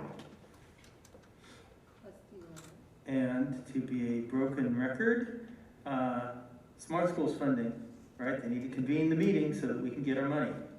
And maybe if COVID is finally beginning to subside, maybe it's time, maybe something will happen. We just keep asking. And this conversation is not, I don't want to give you guys additional things to talk about, but I do want to bring up to the board that there was a post this evening on Facebook talking about our building aid fund and why we have such a low percentage. And I commented that I have to go get to our meeting. However, I very quickly added that, you know, we do have the lowest amount reimbursable from the state because of, I don't want to call it a faulty equation, because the equation actually isn't faulty, but we fall into a small group of districts that actually lose based off of the equation, and we look wealthier than we are because of the way that the equation is. Does anyone want to share any additional information about that we have? I know myself, Trustee Pineda, and Trustee Werner went up to Albany with a previous administration to advocate for some change in this, or at least some special legislation so that we could benefit from it. Does anyone want to add anything to that information? So the memo that we actually got positive review on was based on information that Albany had given us, and they figured out, we managed to figure out which other districts, and they were mostly small upstate districts, that were in the same boat we were. And a lot of our problem was that they looked down at Westchester County and say, everyone there is rich, why are they crying about problems? But if you make common cause with those other districts, then that argument goes away. So what we did was we made a nice little chart that showed who had minimal aid and high free and reduced lunch percentages, and this group qualifies for that. And they said, great idea, and that's just before the COVID stock market crash and financial panic thing hit, and then that all got wiped away for a year. So we could revive it if we want to do that, and we could make common cause with those other school districts. Thank you, Trustee Warner. Trustee Pineda? I concur with what David, Trustee Warner said. I will add though, that's what I was referencing with some of the men out of Mountie and that he was pushing something forward to try to correct that for us. I'm not holding my breath on on our trip to Albany and what we were told there, because it seemed like it was a bit of a long shot. And we ended up hearing, hey, maybe you can apply for like a SAM grant or something like that, a one-time infusion that wouldn't fix our problems. It was something hopeful, but then to David's point, everything just happened. But I think really our time is very well spent if we restart that conversation with Assemblyman Avenanti and see, is that still a valid path for us? Because I've heard differing opinions on that. I would put a lot of time into that. I think we should. Thank you, Trustee Benita. Okay. And are there any other, Trustee Washington? This is very quick. First and foremost, I would just like to say to everyone, Happy Lunar New Year, because the season has started. We didn't say that. And also, today was the start of Black History Month, and I heard that the high school had a really nice first opening, and I know all of our schools are doing something to represent all of our cultures, and let us just continue to teach all of our students about each other so that we can continue to make a change in this world. Thank you very much. Thank you, Trustee Washington. Are there any other new business items? We do need to talk about, doesn't mean we have to do it tonight, but we do need to talk about moving forward with building presentations. I've heard from a few trustees individually about how our building we rotate different building presentations every regular meeting. We talked very briefly last meeting. I suggested even a third meeting. People didn't like that. Another trustee suggested maybe a video, which is not a bad idea. So we don't necessarily need to talk about it tonight since it's 11:24, but can I ask everyone, including Dr. Iverson, to please kind of start thinking about options because the meetings go very long? Yes, Trustee Benita? Did we scrap the virtual meeting idea to have them present virtually and just kind of either do that at an existing meeting or a separate meeting? Yeah, no, not at all. I thought it was a great idea, but we haven't like had a conversation and flushed through all of these things. But that was definitely a suggestion. Yeah, I just wanted to remind everyone to consider that as part of the options. A virtual meeting. We do need to make a decision, everyone, on Highview. Okay, we had our hands up. Okay, so go ahead. So, Dr. Iverson, can you go back to the principals and have that discussion around how they feel that they can present their school on a yearly basis to the public, to the community? They might just have some ideas, that we're not even thinking about. And yes, I do think we need to start to not, we had a lot going on with COVID, but COVID taught us a lot. Using our technology, being virtual, a virtual tour. I think those are always good to have on our webpage all the time, just in case somebody wants to see our schools. But I think the principals might have they might have some really good ideas, so I would like to hear from them. I voted down for the general meeting next week. Okay, thank you. And Trustee Val? I agree with Trustee Washington's suggestion. I would like to state that. I'm also going to say that I think we should finish the year as we started. I don't want to change things midstream. We have 2 schools left who need to present. Specific to that, at the next school to present, when we set the agenda, I would appreciate I'm sure they would appreciate, I should say, if we could put that presentation before our exec session so that they can get home, since they have to get up early to be here with our children. So do you want to finish? I'll just address that. I just have one other point. Go ahead. No, I'll address that. And then separate to that, I'd also like to point out, moving forward, going back to Trustee Washington's suggestion, I do think there is a difference between a presentation and virtual days and the like that I think we need to have prepped early in the year and in the can for people looking at our district, and that's different, I think, than the board having an opportunity to question. I see it as 2 different opportunities for the principals of the schools to present themselves in the community. That's all.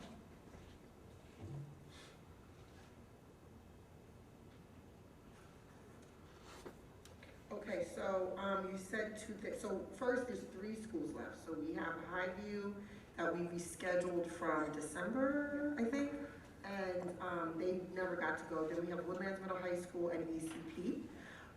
Is that already on the schedule? So Woodlands Middle High School is scheduled for February 15th. I guess ECP is scheduled for March sometime. And then we have Highview that's just waiting. So the recommendation was to have Highview come maybe on a work session night instead, which would be, I guess, the first meeting in March. I don't have the date off the top of my head. But I want to know what, if everyone's okay with that. I didn't want to just make that call if you guys may have an issue with that happening in our work session. So what's your pleasure? Trustee Valley? And then Trustee Thomas? Our work sessions tend to be longer because we have more to discuss in executive session. If we decide to have them at the work session, perhaps we should look at beginning the meeting half an hour earlier. You mean starting the meeting at 6:30 on the, is it March 1st? Yes. Is that our next meeting? Okay. And Trustee Thomas, what were you gonna say? I was just gonna say it works for me. Huh? That it works for me, and I'll add 6:30 works too. Okay, so is everyone okay with starting the March 1st meeting at 6:30 and having Highview's presentation at 6:30? Yes, no? Yes. Yes, yes, yes, okay. And that location will be here. Okay, thank you for clarifying that. And I'm sorry. Sorry? I just want to know what everyone's consensus, basically. Are we telling these principals really to keep maybe like the students away because of the pandemic, or are we allowing them to have students? Because to me, I don't know, what does everybody think? Just so principals know what we expect, because sometimes they have a student come out and present. You guys are okay with that? Presentation? Right, I'm just wondering what everybody felt. Okay, everybody's fine with having students come out. Okay. Okay, I know a trustee wanted to talk about mid-year student performance. I know Dr. Macaluso is not here. So, He did speak about it okay. in his presentation. He So spoke was about there it. any, okay, so that's done. And I had brought up open facilities, so very early on in July or August, the board, Dr. Iverson was consulted about closing our facilities to outside use. What that also included though were our PTAs and our town sports programs or programming. Obviously camps are gonna be coming up come this summer, and I actually would like to open up facilities, but I don't know administratively what you guys feel. I know other districts are renting out their facilities on weekends, on evenings, and we are not doing that. So I'm just curious as to, what you guys would like to do as well as the rest of the board. I don't have an answer to that. Okay. I mean, I think we're backing off of so many pieces when it comes to COVID, that's where we're headed, to just sort of starting to open up to facilities and rentals. So I don't perceive any problem with that. I think, we're at a space where we should look at that. I'll be interested in hearing what the board thinks, but I don't think there's a problem with it. Okay. Can I get back to you on that? Absolutely. We still are waiting on the mask mandate. Mm-hmm. And so there's some pieces I'd like to make sure, because what are we going to require of our parents coming in the building? Mhm. We have to be clear on. If we don't know if people are vaccinated, Mm-hmm. we have to still sustain the distancing.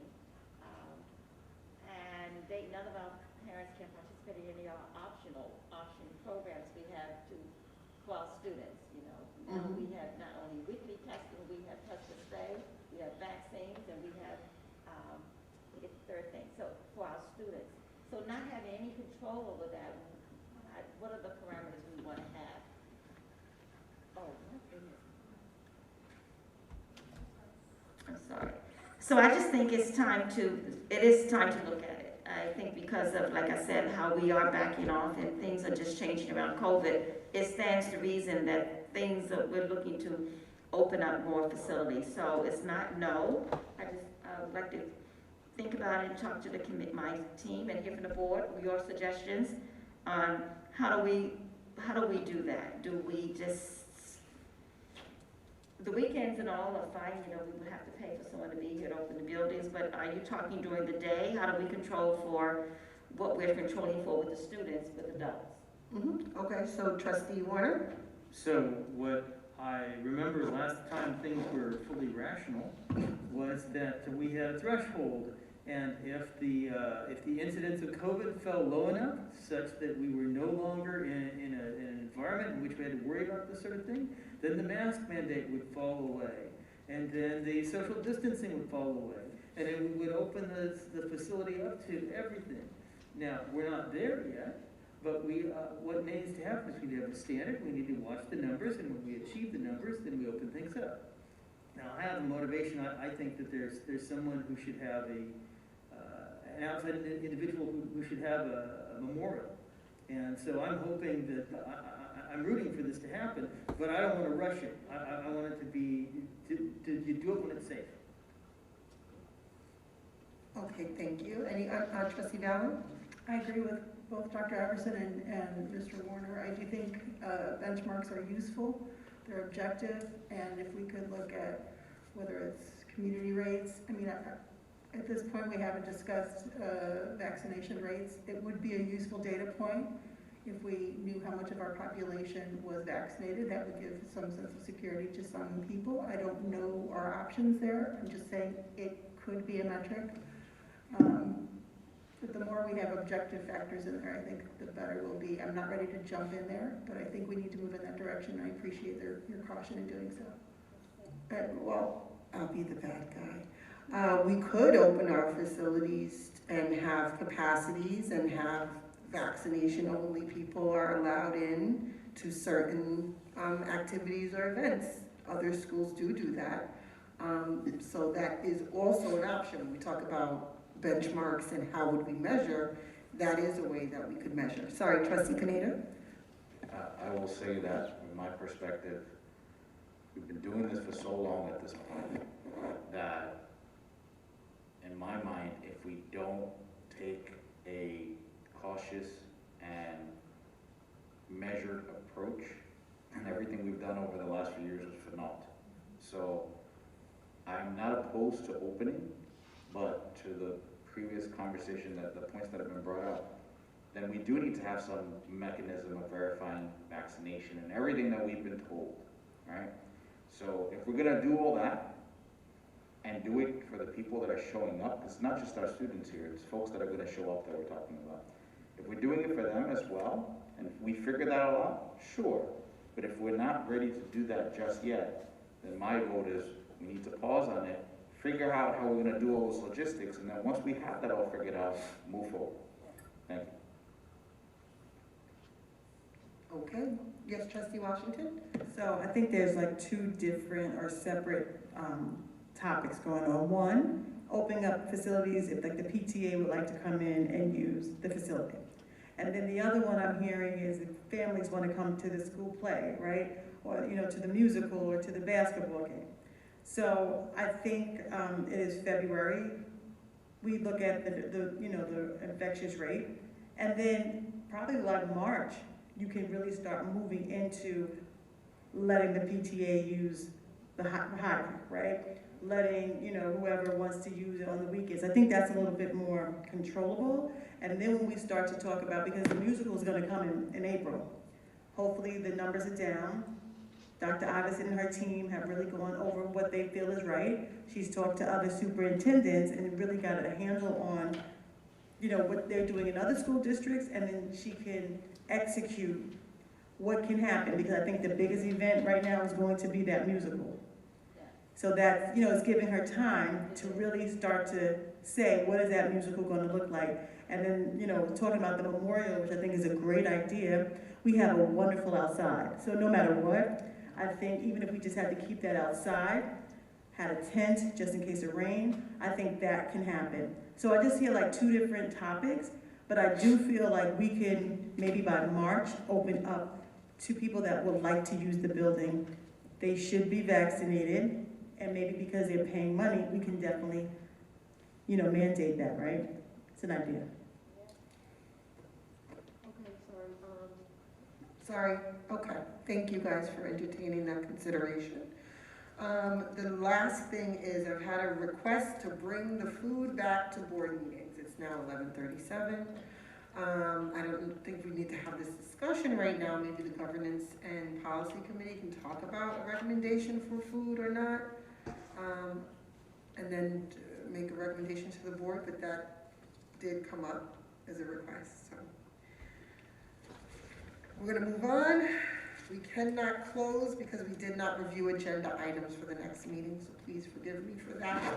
I went over it too quickly. Does anyone have any agenda items for next meeting that they would like to review? Amendment 1 is an amendment on an employee.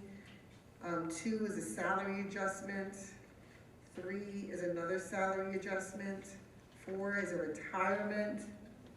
5 is a retirement. We're talking about item 6, 5. C6 is an appointment. C7 is an appointment. C8 is an appointment. C9 is an appointment for several extracurricular things.